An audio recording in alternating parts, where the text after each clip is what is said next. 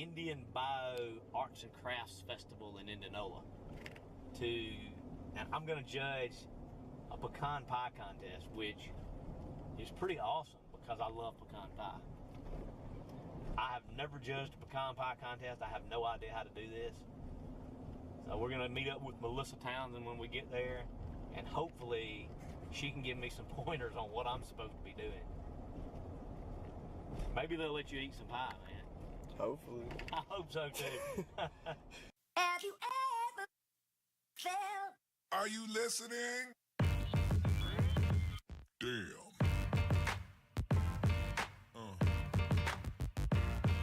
Yeah. Yeah. Yeah.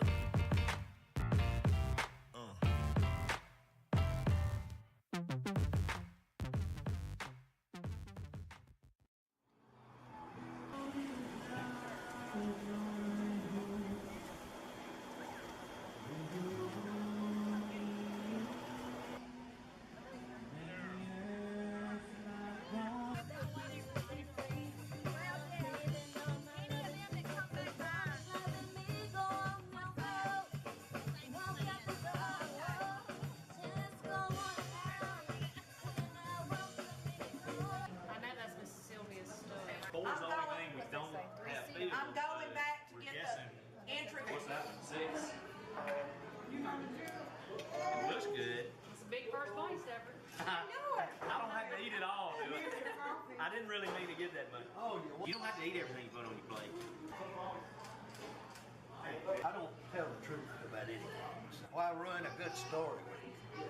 And this looks like homemade crust as well, which is kind of cool. That's pretty good. I probably got to go 1, 2, 3 for me, probably. Yeah. Wow. I'll never get over this. I'm getting overloaded right now. I was afraid y'all get a sugar high or something. Afraid? You meant you were positive we would get sugar high. Whoever we don't know. That's amazing. You see where they added the sugar around the edge? Yeah, that is. I don't blame them for that. Now, why did I not know that? So y'all like I gotta wash my hands. I can't eat it.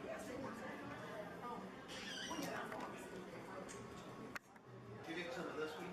Mandy, are you tasting it? Yeah. Patrick, you need to try a little pie, man. We're down to the top 3. You need to at least try some of the top 3. I don't think anybody's gonna miss the sliver. What's the top 3? That one is really good.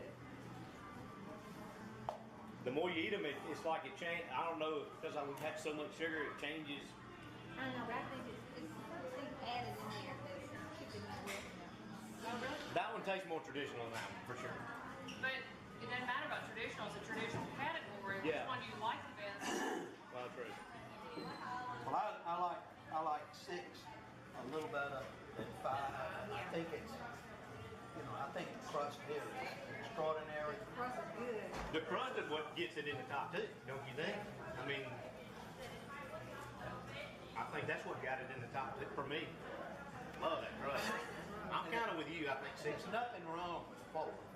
4 is probably what I would make at home. You know what I mean? If I made one at home, it would end up being a lot like If that. it was a traditional, But I like it less.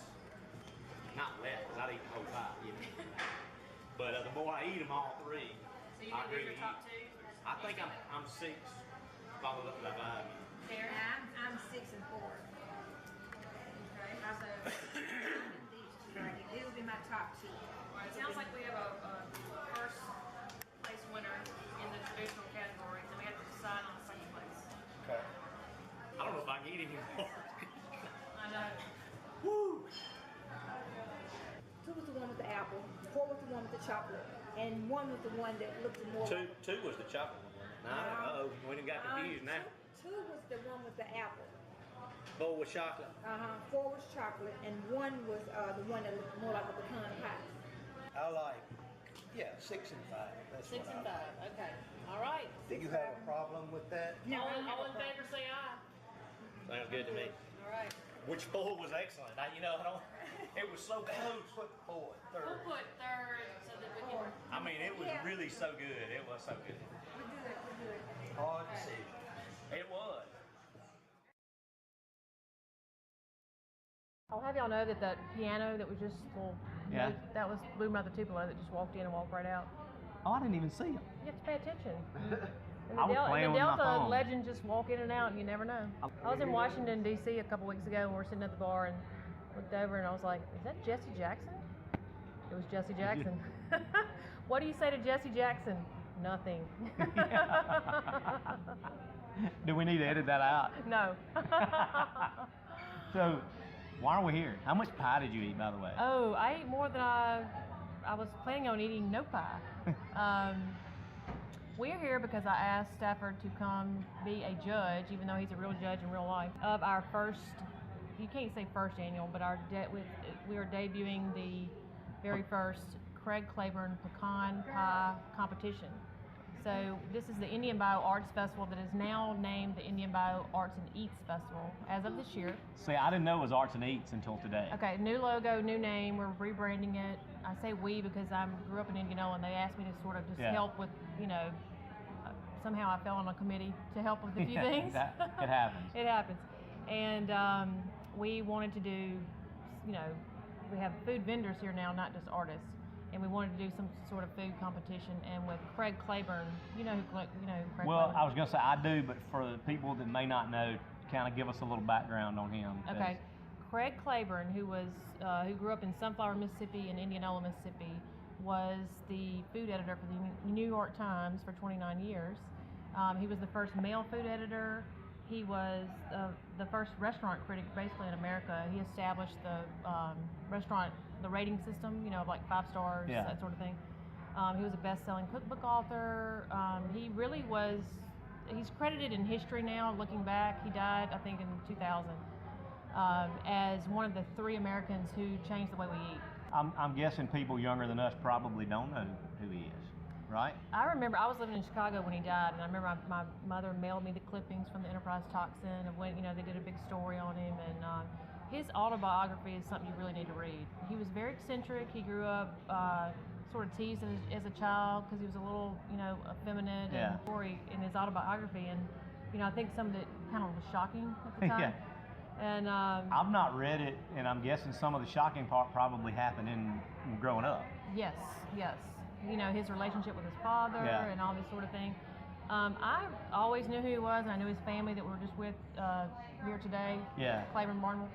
And so I was always sort of had this inner, sort of close-knit fascination with him, I guess. And but I never actually met him. But well, you being in the media world and him being so successful with it, being from here, I know you had to have a fascination. Absolutely. Was he maybe part inspirational for you? Well, there was another reason too. My great grandmother on my mother's side lived in Sunflower her whole life, and one of her classic, famous family. Everybody's family. You have your certain dishes that are your family dishes was chicken spaghetti, and he writes a big thing about chicken spaghetti and his mother Kathleen Claiborne's chicken spaghetti, and so in later years. When I did work for the magazine, we did a big feature and did ample research on Craig Claiborne. I compared the 2 recipes, and they're not similar at all. Oh, really? I thought you were going to say they were excellent. No, I thought Sunflower, Mississippi. It had to be How like, different could it oh my be? gosh, like maybe that was my great grandmother's recipe. No, it was not. I know you're. Are you going to do a drink cookbook, like a drink book, maybe one day? Maybe. We'll see. I know you got some kind of tricks up your sleeve that you're not telling us. It started as a hobby, and it's like you have lots of hobbies, and some of them are more expensive than others. And exactly. Yeah. And I try to explain to people, it's similar to baking, whereas it's this amount, this measurement of this ingredient, this amount of this ingredient. And how it all comes together. You could shake it this way or stir it this way. You change an ingredient, it changes the whole profile. Right, and we were tasting pecan pies earlier today, and those were all different methods of. You said there was a little too much chocolate in this pie, and Yeah. I'm very interested in that. So when I go to a cocktail bar, and of course the cocktail movement, probably 10 years ago, probably sparked my interest, but. You are interested in things as a child, like if you like the color pink when you were 18, chances are you still like the color pink. Yeah. I look back and I was very interested in So like. what you're saying is when you were 18, you liked to drink a Okay, lot? okay, I knew that was coming. Well, I had to. I'm sorry. I had to be 21 back then, but no, like vintage cocktail glasses or Yeah. vintage books and about cocktail. I've just been the history of the cocktail is what intrigues me, and I think any bartender, any person that's interested in cocktails, 99% of them are going to be interested in cocktails because of the history. I think so. The good ones are, yeah. The first Some people just like to get drunk. we let's know be what honest, we but- know that you know what 1933, the year 1933 signifies, Yes. but you know what 1806 No. is when the name cocktail first appeared in print. Really? 1806. That's a long time ago. Yeah, it was. So we can go back in history and tell stories of the gin Ricky or things that have history and politics and some of our forefathers and leaders and presidents, and I'm fascinated by that. They always tickle me when they say, you talk about an old fashioned, which is such a classic cocktail, but when George Washington drank an old fashioned, they called it an old fashioned. He was calling it. It was referred. That's how it got the name, Yeah. right? Because they're saying it was the old-fashioned way. Yeah, Make me a so- whiskey drink the Yeah, old-fashioned that's- way. So what I did was when I started traveling is talk to bartenders, sit at the bar, ask Yeah. ask questions, and I love handwritten things, just like handwritten recipes. Yes. And you buy an old cookbook and you flip it open, you have a handwritten recipe, or Everything we had in 1933 was handwritten. your grandmother's Crazy. handwriting of a recipe, and all Yeah. your cousins are fighting over it. They want it. Like it's Yeah, they just- want the original. It's a treasure. So Yeah. I try to, wherever I go, if they're nice enough, I'm not annoying them that much, which I definitely probably do. I will ask the bartender, "Would you please write this down?" And they'll say, and I'm like, I have to kind of warm up to them, and I ask, and I even get them to sign it too. So I've got a collection of recipes that I have in my bar. Yeah. I'll always give credit, but I think it's a shame, just like with a pie or some certain family dish, if you don't tell somebody how to make it, no one's ever going to know how to make it again, and the recipe's lost.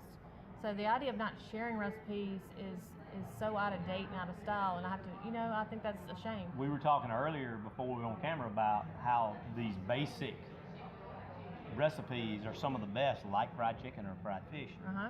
But my grandmother made homemade chicken and dumplings. Nobody ever learned how to make it her way.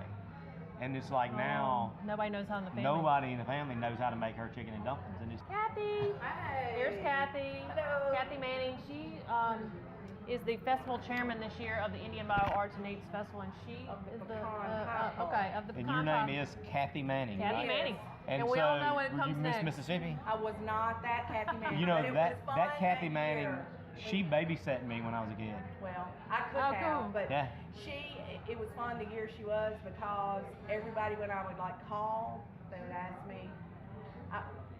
I lived in Leland all my life, so I had to take my mother-in-law to Jackson's Quick Store, and I We love needed Quick my car cleaned out. And Kathy had come and spoke at the Leland chamber banquet the night before and sang and everything. So I woke up early that morning when as soon as they opened, I said, "This is Kathy Manning. I need to get my car cleaned out. I've got to be in Jackson by 10. Can y'all do it for me?" "Oh, yes, ma'am. Bring it down." You need to pull that card the rest of your life. So I drove up there and everybody's lined up outside Leland Tire Service. And I'm like, "What are y'all doing?" And they said, "Miss Mississippi's fixing to be here, bring her car." And I was like, "Miss Mississippi's coming to bring her car?" And he went, "Yeah, Kathy Manning." And I went, "Oh, sorry to disappoint you." But she's here. Kathy's in charge of the pecan pie contest. Right. Monica Gardner. Oh, good. I'm glad. Okay, good. And number 2 is Kate Bailey. It's not a G, that's my lovely Bailey. right. Bailey. Sylvia And then Stubbs. Sylvia Stubbs got the dish, the Not creative. Okay, great. And Lily Lavallee. So how did you end up over here working on this? Paul Townsend hired me to be his branch Sure, manager. guaranteed. Oh, so because of the bank. So that's Write a kind of check. how it got started, and I went back and talked to Paul, and he agreed to sponsor it along with Indian Old Con House. Yeah, be sure and thank. I got them. Well, I wondered if that was the reason y'all chose pecan pie. It is part of the reason. So we want to grow it.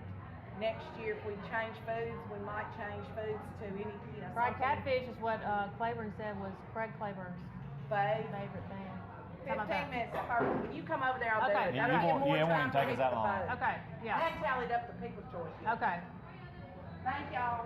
Thank you. It was fun. We had a good time. somebody who's been through a lot of the trials and tribulations that you have. You moved to Chicago. Right. You told me a story about when you found out you were moving home. Yes. You were not really happy about it, but it's worked out for you.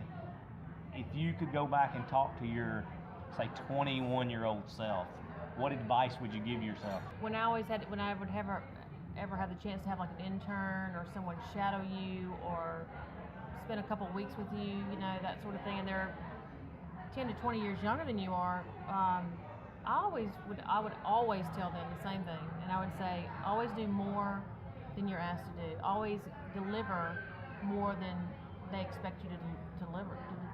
I mean, that's like, I think you're sort of born that way or you're not. And my parents didn't say, you must work hard, you must, you know, you should do this, you should do that. But they must have. It came from somewhere where you wanted to make your boss proud, or you wanted to make that business owner proud, or you wanted to make your parents proud, or you wanted to make your community proud. And so you wanted to show up, be on time, that's a big thing for me, and do more than what they expect, you know? I think when you're young and you're right out of college, I don't think you can work too hard.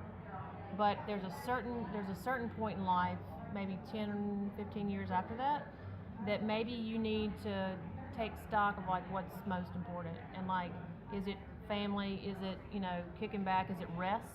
Is it, you know, like, and find a balance in life, because there was a good work-life balance is the term so many people use, and everybody, I know people have asked, probably said to you, you know, or you have a good work-life balance, but it changes. That's what you're trying to say. Well, and the balance now that we all are struggling with now, the way the world is so much faster, is different than it was 10 years ago. Right, so, but I mean, even your needs, like, as you're, depending on if you've got kids or if you're married, or like, you can be way more heavily into work younger.